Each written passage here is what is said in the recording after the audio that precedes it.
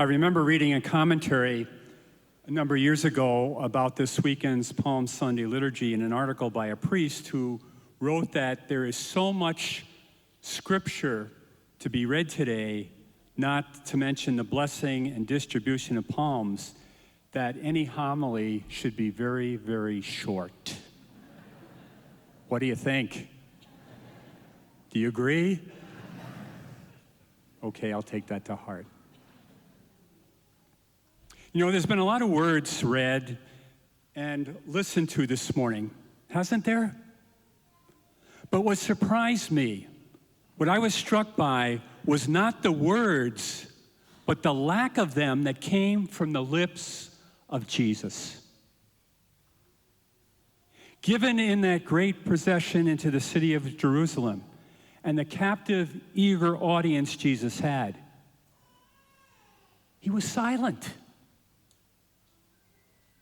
At his Last Supper with his disciples, his closest friends, leaving the greatest faith tradition known to us and to those before us and to those after us, his words were brief. Eat this. This is my body. Drink this. This is my blood.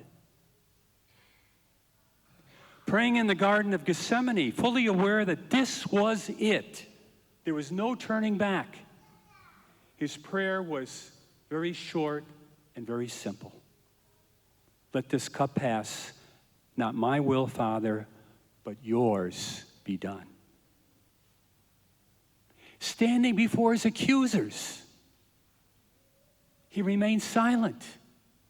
No defense, just silence.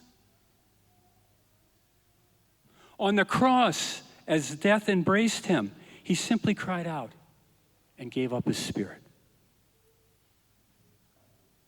So little was said at the end of Jesus' mission.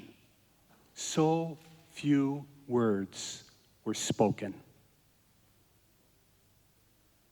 Perhaps that in itself is the gospel to lead us into this Holy Week. Perhaps it is a call for silence. Fewer words, maybe to drive home this morning without turning on the radio. Perhaps to exercise this week without earplugs or headphones. Maybe to come into the living room or your bedroom this week and not turn on the TV. Sorry, Jocko.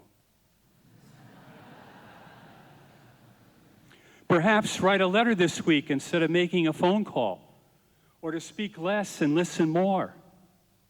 Maybe even to pray this week without words. Perhaps the silence of Jesus can lead all of us into this Holy Week, listening to God a little bit more, the God who is within us and is just waiting to be heard in our silence.